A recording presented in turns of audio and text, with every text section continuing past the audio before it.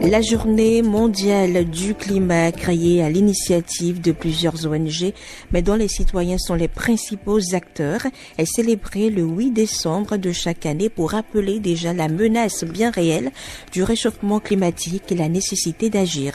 Et ce dimanche matin, on s'intéresse au sujet comme annoncé avec Madame Kawsar Sylla Ladjibouni. Bonjour. Bonjour à vous.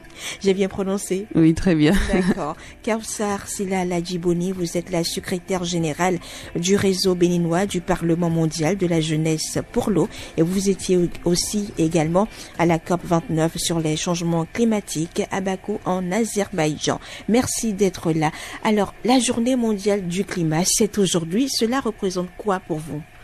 Alors merci déjà de m'accueillir ce matin par rapport à cette thématique qui nous intéresse tous et qui nous préoccupe tous de plus en plus.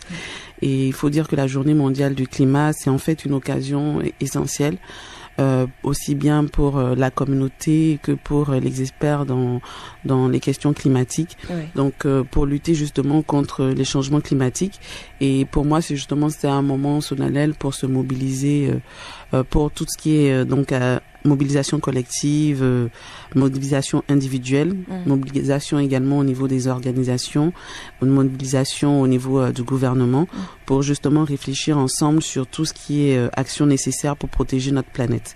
Et cette journée permet justement de renforcer la résilience de nos communautés face au changement climatique aujourd'hui. D'accord. Est-ce que le climat, Kawsar Sylla Ladjibouni, est-ce que le climat varie d'un pays à un autre ou d'un continent à un autre? Alors oui, pour répondre à cette question, je dirais que oui, que le climat varie d'un pays à un autre. C'est vrai que nous avons tous le même atmosphère, mais nous n'avons pas tous le même climat. Et donc les impacts liés au changement climatique également diffèrent d'un pays à l'autre. Et c'est ce qui fait qu'aujourd'hui, un pays qui ne pollue pas, donc ressent également les effets du changement climatique, donc à son niveau, à son échelle. D'accord. Et parlons justement de pays qui ne polluent pas. Quels sont ces pays-là, justement? La plupart du temps, ce sont les pays les moins développés, qui aujourd'hui n'ont pas d'industrie et qui donc n'ont pas une forte impact sur les changements climatiques. Donc, elles produisent moins de carbone et elles ont une atmosphère plus saine. Et donc c'est parce que c'est l'activité humaine qui est la plupart du temps la base de ces changements climatiques que nous ressentons aujourd'hui. Et le Bénin en fait partie, il fait partie de ces pays-là, oui, qui le Bénin polluent moins, je veux dire. Bien sûr, bien évidemment que le Bénin fait partie de ces pays qui polluent le moins et qui a une empreinte carbone moins importante dans l'atmosphère aujourd'hui. Mais comment expliquer le fait que ces pays qui polluent plus que d'autres impactent le climat des autres pays? Comment ça s'explique ça? Alors c'est parce que nous partageons tous la même planète, nous partageons tous la même atmosphère. D'accord. Et qu'il n'y a pas de frontières au niveau de l'air ambiant que nous respirons tous et de l'atmosphère que nous partageons tous.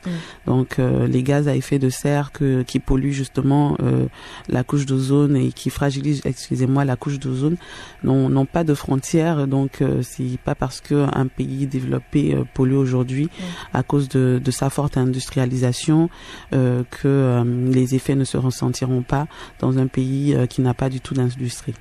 Mais comment se porte aujourd'hui le climat selon vous, Kawsar? Il se porte bien, moyennement? Alors aujourd'hui, malheureusement, on peut dire que le climat se détériore de plus en plus et ça devient assez inquiétant. Et c'est dû à quoi? Surtout. Alors les pollutions au niveau du climat sont surtout dues à l'activité humaine. Parce que qu'il s'agisse des déforestations, qu'il s'agisse d'industrialisation, qu'il s'agisse également d'utilisation de gaz, de charbon, de pétrole, c'est assez de choses qui aujourd'hui impactent justement notre atmosphère. Donc on parle de réchauffement climatique, c'est de cette manière-là que cela se manifeste à travers les gestes que nous posons au quotidien. Oui, ça se manifeste à travers ces gestes-là que nous posons au quotidien et qui ont un impact direct sur l'atmosphère ambiante et sur notre vie de tous les jours. Parce que quand on parle de pollution, donc de production de gaz à effet de serre, de production de méthane aujourd'hui dans l'atmosphère, il faut dire que ça entraîne des conséquences telles que nous constatons tous. Et on ne fait pas forcément le lien pour les profanes parmi nous, mais quand on prend aujourd'hui l'érosion côtière, oui. Et les inondations également qui sont de plus en plus importantes, les crues dans les zones lacustres, la sécheresse, ce sont autant des faits qui sont dus au changement climatique aujourd'hui. Alors, vous parlez donc des inondations, de la sécheresse. Est-ce que ce sont les conséquences directes, je vais dire, du réchauffement climatique? Et si tel est le cas, quelles sont les personnes les plus concernées de façon directe, en fait? Alors, les personnes les plus concernées, ce sont les populations les plus vulnérables, les populations qui n'ont pas forcément les moyens de faire face immédiatement au changement climatique. Mais tout à l'heure, on parlait des pays en voie de développement qui polluent moins, mais qui sont impactés néanmoins par le réchauffement climatique. Est-ce que ce sont les populations de ces pays-là que vous appelez populations vulnérables? Alors, on peut dire que oui, parce que ce sont des populations qui n'ont pas forcément les moyens de faire face d'avoir une résilience au changement climatique, donc de faire face immédiatement, et elles sont obligées donc aujourd'hui les pays en voie de développement parlent surtout d'adaptation au changement climatique parce que donc avec les moyens qu'ils ont, ils sont obligés de s'adapter. Donc ces populations-là sont des personnes qui sont parfois obligées de se déplacer. D'accord. Parce qu'elles n'ont pas le moyen donc d'accuser le coût. Vous avez quelques exemples? Alors donc aujourd'hui au Bénin, si je prends le cas du Bénin, oui. Ce sont surtout les populations donc des zones côtières et les populations également des zones lacustres qui lors des crues donc font face aux inondations et qui sont obligés donc soit de s'adapter, soit de se déplacer. Donc l'UNICEF également a attiré à cette COP justement l'attention sur les enfants qui sont également considérés comme vulnérables face au changement climatique parce qu'ils ont une fragilité, un métabolisme donc moins résilient et qui non seulement au niveau santé, au niveau également des scolarisations en cas de déplacement sont impactés par les changements climatiques. C'est d'ailleurs pour ça que l'UNICEF a quand même essayé de mobiliser beaucoup d'actions climatiques pour justement que les pays au niveau aussi bien international que national prennent compte justement de cette problématique liée aux enfants donc dans leurs mesures d'adaptation au changement climatique. Est-ce que les enfants eux-mêmes comprennent même ce qu'on entend par changement climatique, même? Alors oui, je peux dire que oui, parce que les enfants aujourd'hui, ça dépend de l'âge. Voilà, ça dépend de l'âge. Mais aujourd'hui, beaucoup d'actions climatiques vont à l'endroit des enfants, au niveau surtout des sensibilisations. Donc le réseau dont je fais partie également va sur le terrain, notamment donc dans les zones à Cotonou, à Bomey-Calavi, mais également Parakou, pour justement faire des sensibilisations dans les écoles à travers des actions telles que Ton futur, ton climat. Mon école n'est pas une poubelle, pour permettre justement aux enfants de comprendre la problématique aujourd'hui liée non seulement au changement climatique mais également à la gestion intégrée des ressources en eau. Et je constate également qu'au niveau communautaire, les mairies prennent également ces initiatives-là de mener avec des organisations de jeunesse ou des organisations tout court des actions justement pour sensibiliser les enfants dès le plus bas âge et également les communautés qui sont concernées justement sur ces questions liées au changement climatique. Alors on parle de l'humain, mais il y a aussi les animaux qui sont concernés par ce réchauffement climatique, n'est-ce pas? Tout à fait, parce que le changement climatique impacte les rendements agricoles, mais également les rendements au niveau des élevages et donc au niveau de la pêche également. Aujourd'hui, quand on parle par exemple des espèces animales en voie de disparition, est-ce que ce n'est pas dû quelque part justement à ce réchauffement climatique? Ça dépend. D'accord. Ça dépend. Parce que c'est vrai que en cas de sécheresse, il y a beaucoup de pertes qui sont remarquées, mais je ne sais pas si de là on peut parler d'une extinction d'une espèce par rapport au changement climatique. C'est vrai que la déforestation agit beaucoup justement et également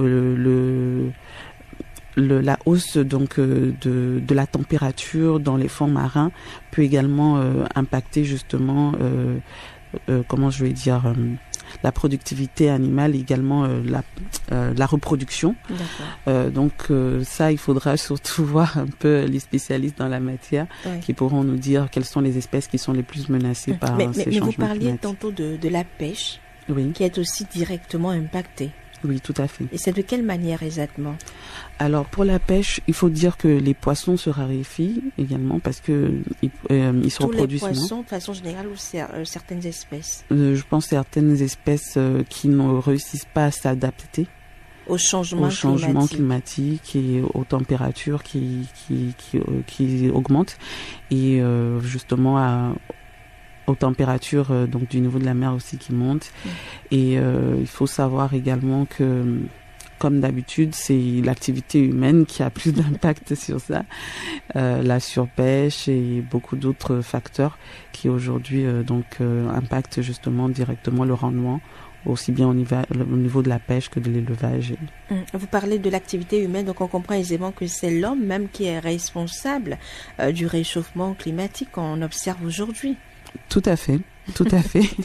Et donc, nous sommes confrontés, je l'avais dit un peu plus tôt avant que vous ne veniez, que nous sommes confrontés à une urgence qui nécessite réactivité et engagement. Et parlons d'engagement, vous en avez certainement au niveau de votre réseau, puisque vous êtes la secrétaire générale du réseau béninois du Parlement mondial de la jeunesse pour l'eau. Mais avant d'en venir et de parler un peu plus de ce que vous faites, il faut dire qu'au vu des nombreuses actions qui sont menées justement pour éviter que notre planète se réchauffe davantage, nous avons par exemple les différentes COP qui se tiennent chaque année. On se rappelle de la 21e conférence des Nations Unies sur le climat qui s'est tenue, c'était en France en 2015 et qui a vu la signature par exemple de l'accord de Paris, des initiatives citoyennes qui se sont également développées. Qu'est-ce qu'il devient justement cet accord de Paris? Quoi ça? Alors l'accord de Paris, il faut savoir qu'il vise justement à ce que la température ne monte pas au-dessus des 2 degrés Celsius. Qui est déjà le seuil critique acceptable et que cet accord appelle en fait tous les pays à faire des efforts, que ce soit les pays développés, les pays en voie de développement, les pays pollueurs, les pays non pollueurs, à justement agir ensemble pour justement baisser le niveau, donc la température à 1,5 degrés Celsius. Et cet accord de Paris est vraiment très prometteur parce qu'il appelle non seulement à la coopération internationale entre les pays, il appelle également à la décarbonisation au niveau des différents pays. Et cette année, les avancées que nous avons eues grâce à la COP29, c'est justement de pouvoir enfin s'accorder sur des mécanismes de mise en place et des dispositions pour justement rendre effectif cet accord de Paris, notamment les articles 6.2, 6.4 de cet accord. Mais quand on sait par exemple que les États-Unis, je prends juste l'exemple, font partie de ces pays qui polluent le plus, dans le monde, et qu'aujourd'hui avec l'élection maintenant de Donald Trump, eh bien tous ceux qui sont spécialistes, en tout cas dans ce domaine-là, craignent ce que j'appellerais le pire. Comment est-ce que vous entrevoyez cela? D'ailleurs, il n'était pas présent à la COP 29 à Bakou. Alors oui, il n'était pas présent à la COP 29 à Bakou, mais il faut savoir que tous les pays étaient représentés tout de même. La France a envoyé son représentant ou sa représentante finalement? Alors, il y a eu une petite délégation de la France. C'est vrai que... Une petite délégation. Voilà. La France n'était pas représentée comme à son habitude avec un grand effectif, mais c'est quand même une question sensible qui concerne vraiment tout le monde. Donc, tout le monde... a pour ambition quand même de participer à trouver des solutions pour justement garantir un avenir et une planète durable et viable pour les générations à venir. Est-ce que c'est parce que les enjeux à Bakou n'étaient pas si grands qu'on n'a pas eu la mobilisation souhaitée? Sinon, pour en revenir, puisque vous avez pris part justement à cette COP-là, à Bakou en Azerbaïdjan, quels étaient les grands enjeux? Quels sont les objectifs ici? Quels sont justement, est-ce qu'ils ont été tous atteints? Sinon, quels sont les résultats concrets qui ont été issus, je vais dire, de cette COP-là? Alors, à la COP29, le plus grand enjeu, c'était surtout les questions liées à la finance climatique. D'accord. Donc, comment mobiliser les fonds pour permettre justement aux pays les plus impactés, les plus vulnérables, de faire face justement aux effets du changement climatique. Donc, les pays en voie de développement. Justement, surtout eux. Les pays en voie de développement, les pays les moins pollueurs. Et on peut dire que l'objectif quand même a permis cette année donc de mobiliser de tomber d'accord sur un nouvel objectif finance au niveau de la finance climat qui est de mobiliser 300 milliards de dollars par an donc d'ici 2035 quand même, pour justement financer justement cette adaptation, cette résilience au changement climatique. Il faut également dire qu'il y a eu des avancées, comme je le disais tout à l'heure, sur l'article 6 de l'accord de Paris.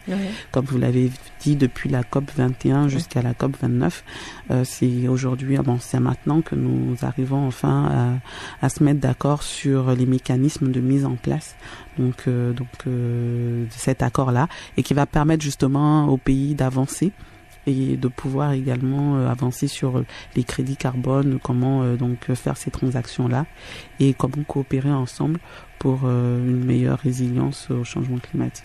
Les 300 milliards dont vous parlez, c'est 300 milliards de dollars plutôt par an. Oui, par an. Par an. Est-ce que c'est suffisant?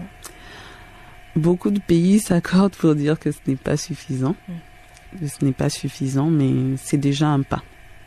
C'est déjà un pas parce que il faut se dire que c'est un nouvel objectif quantifié, collectif quantifié, et justement c'est peut-être pas suffisant, mais il faut déjà réussir à mobiliser ces fonds, réussir justement à les mettre en application, voir déjà l'effectivité avant de pouvoir faire des réajustements. D'accord. Et pour le Bénin, quels ont été les impacts significatifs directs pour notre pays?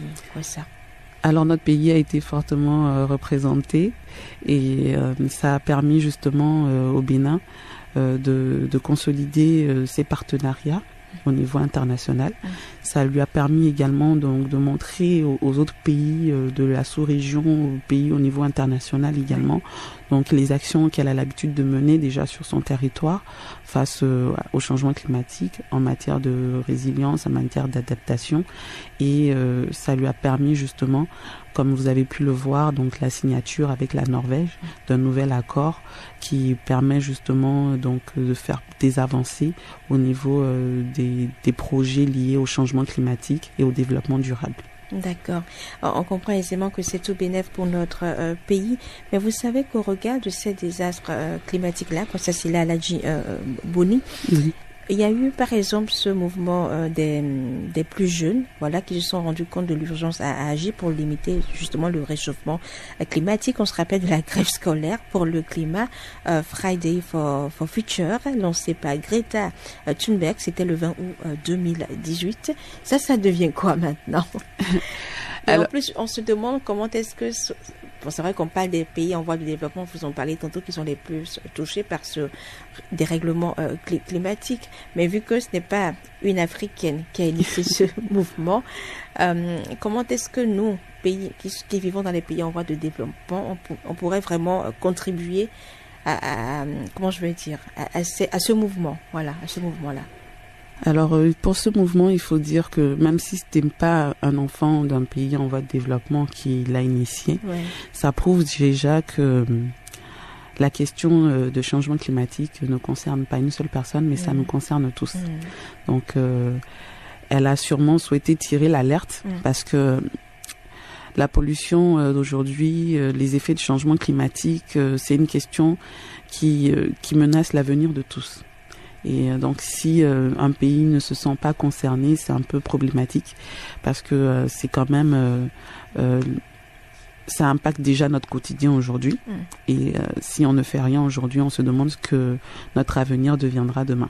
Est-ce que vous n'avez pas l'impression que ce sont les mêmes choses qu'on répète chaque année et que finalement rien ne change pour autant, au point même où certains se disent que si on ne fait pas exprès d'en parler pour organiser des COP chaque année, quoi. Alors, c'est vrai qu'on peut avoir l'impression donc de répéter la même chose, mais on le dit souvent, la répétition est pédagogique. Voilà. Et aujourd'hui, les effets ne peuvent pas être immédiats. C'est pas possible. Et ce sont toutes ces petites actions qui, mises bout à bout, vont nous permettre justement de sortir la tête de l'eau et donc d'avoir un impact plus grand.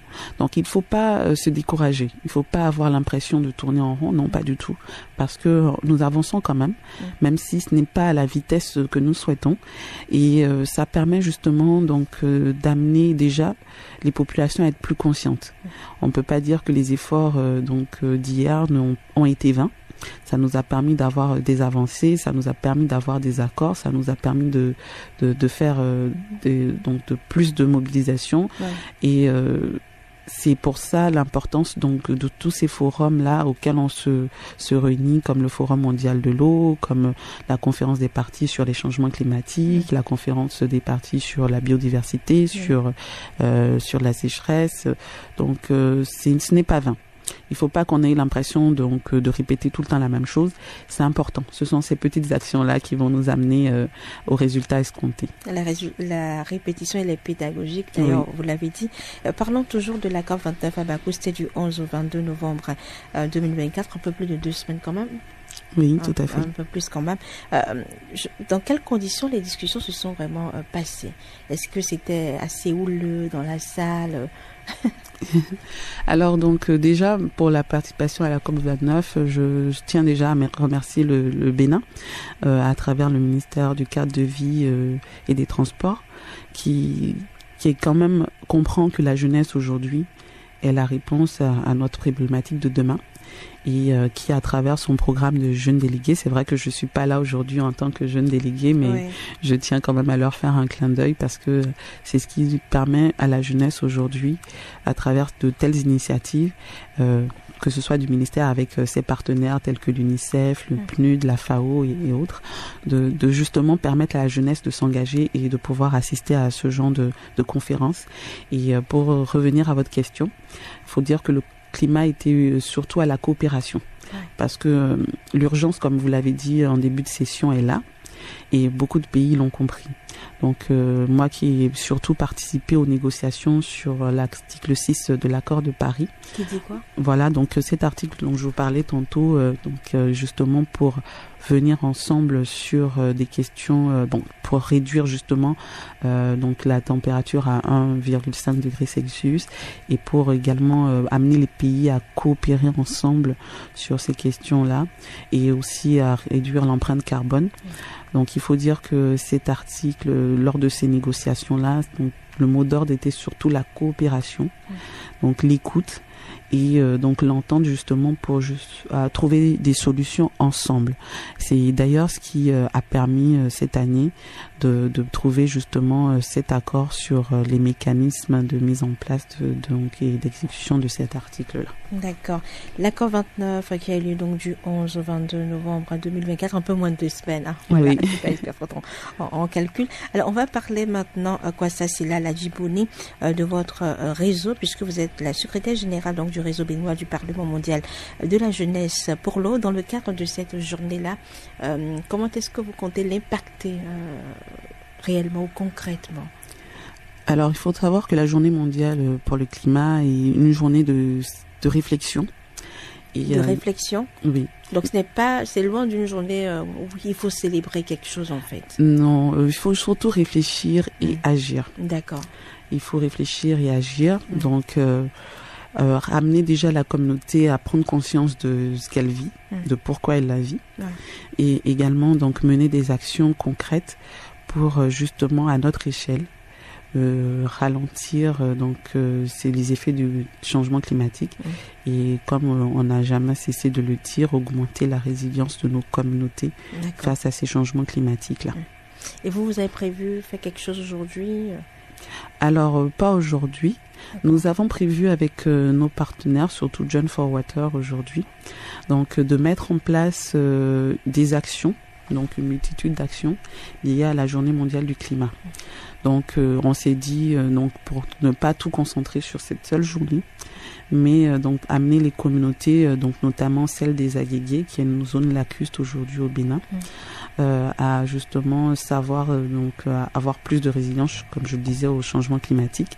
Et à travers ces actions-là, nous avons déjà le 2 décembre commencé par des initiatives où on a rencontré les pêcheries, les membres également des communautés locaux de l'eau, avec également la présence de la présidente des communautés locaux de l'eau des Agégués et de la mairie des Agégués, pour venir ensemble sur un consensus de mise à disposition d'un protocole sur la gestion des plans qui seront mis à leur disposition en l'honneur de cette journée-là, pour justement permettre une agriculture plus durable et aussi pour faciliter la pêche, parce que nous allons décider la journée, nous on va la célébrer le 13 décembre, vendredi de la semaine à venir, en leur faisant déjà une sensibilisation sur les changements climatiques, sur leurs effets dans les zones lacustres, en leur faisant également des restitutions de ce qui a été dit lors du Forum mondial de l'eau et qui les impacte directement et qui les concerne, en leur faisant également une restitution des décisions qui ont été prises à la COP29 et qui auront un impact direct sur leurs activités et sur eux. Donc nous leur mettons également à disposition 2260 plants d'acacia, qu'ils pourront planter tout au long des pêcheries. Et pourquoi l'acacia? Parce qu'elle favorise également l'écosystème aquatique et qui attire plus de poissons au niveau de la pêche. Vous l'avez dit, le changement climatique, c'est une question qui menace la survie de tous, et le thème de cette année porte vraiment à réflexion: agir pour la terre. Qu'est-ce qu'on peut y comprendre selon vous? Alors, pour agir pour la terre, moi je dirais que ça appelle déjà à l'action. Parce qu'on est tout ce qui se fait déjà. Voilà, tout ce qui se fait déjà, ça nous rappelle, c'est un rappel pour nous dire qu'on est tous concernés, on vit tous sur cette planète. Et quand j'aime bien cette citation d'Antoine de Saint-Exupéry, qui nous dit souvent que nous n'héritons pas de la terre de nos parents, nous l'empruntons à nos enfants. Donc je pense que cette citation veut tout dire. Donc on est concerné par ce qui va venir. Et c'est pour ça qu'aujourd'hui, on doit penser durabilité pour nos enfants, pour l'avenir. Et le but aujourd'hui, je pense, c'est de laisser une empreinte positive sur la planète avant de partir. On doit penser durabilité. Comment vous voyez le climat d'ici 2030, par exemple, puisqu'on parle des ODD? Alors justement... il faut donc déjà, le Bénin, c'est un pays vraiment remarquable, parce que le PAG du gouvernement pense vraiment objectif 2030, intégrer les objectifs du développement durable.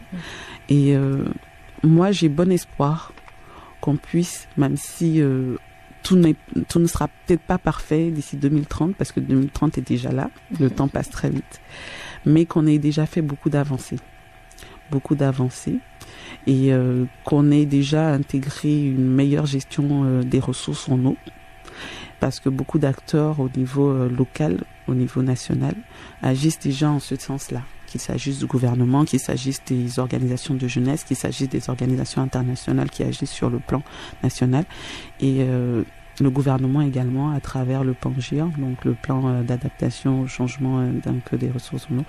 Et c'est beaucoup d'espoir pour nous d'ici 2030, d'avoir déjà fait plusieurs pas, même si on n'est pas encore à l'objectif que nous nous sommes tous fixés.